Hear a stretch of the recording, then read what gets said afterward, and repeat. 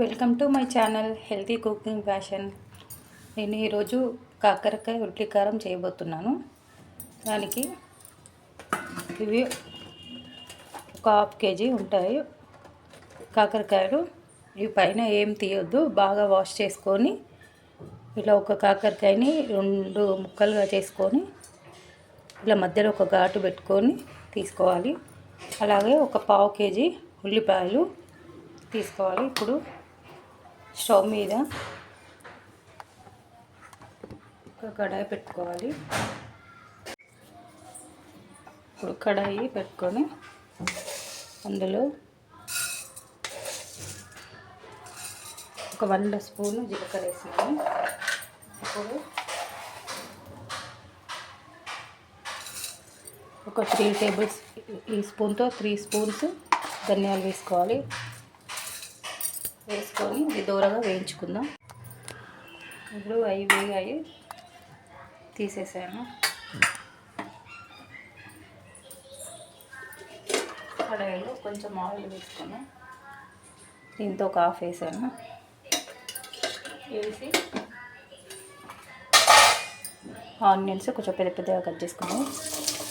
ఇవి వేసి కొంచెం మగ్గించుకున్నాం. కొంచెం కలర్ చేంజ్ అవ్వాలి. ఇలా కలర్ ఇస్తారు. ఇప్పుడు వీటిని ప్లేట్లో తీసేసుకున్నాం. ఇప్పుడు ఇలా ఆనియన్ ప్లేట్లో తీసుకున్నాక ఇప్పుడు ఆయిల్ వేసుకోవాలి. కడాయిలో ఆయిల్ కొంచెం డీప్ ఫ్రైకి ఒక కప్ అంత ఆయిల్, ఒక చిన్న కప్పు అంతా వేసాను.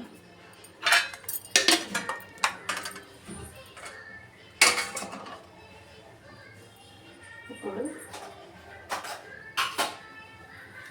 ఇంత కప్ అంత ఆయిల్ వేసాను.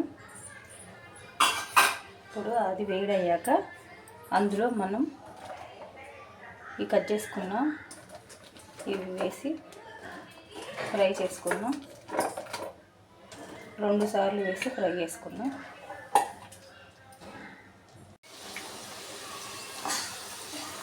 ఇలా వేగాయి, ఇంత ఇలా వస్తే చాలు, తీసేద్దాం. ఇలా అన్నీ ఫ్రై చేసుకొని తీసేసాము. ఇప్పుడు ఒక మిక్సీ జార్ తీసుకొని వేయించిన జీలకర్ర ధనియాలు వేసాము. అలాగే సాల్ట్ వేసుకుందాం. కారం వేసుకుందాము. కారము సరిపడా వేసుకుందాం. ఒక 3 స్పూన్స్ వేస్తున్నాను. ఉల్లిపాయలు కొంచెం స్వీట్గా ఉంటుంది కదా, కారం పడుతుంది. 3 స్పూన్స్ కారం. అలాగే సాల్ట్ వేసుకుందాం.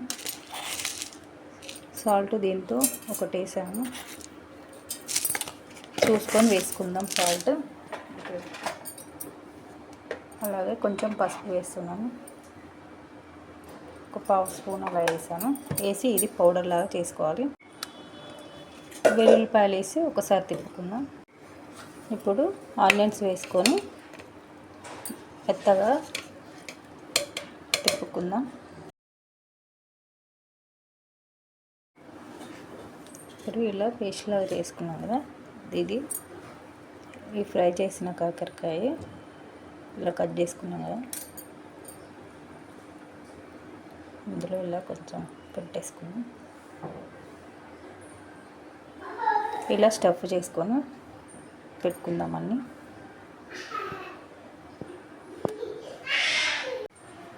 ఇప్పుడు కడాయి పెట్టుకున్నాం. పొయ్యి అంతా పెట్టుకుని అదే ఆయిల్, కొంచెం ఆయిల్ తీసాను, అంత ఉంచలేదు, కొద్దిగా ఆయిల్ తీసి అందులో ఆవాలు, లైట్గా కొద్దిగా జీలకర్ర, అలాగే కరివేపాకు వేద్దాం. కరివేపాకు వేసేసి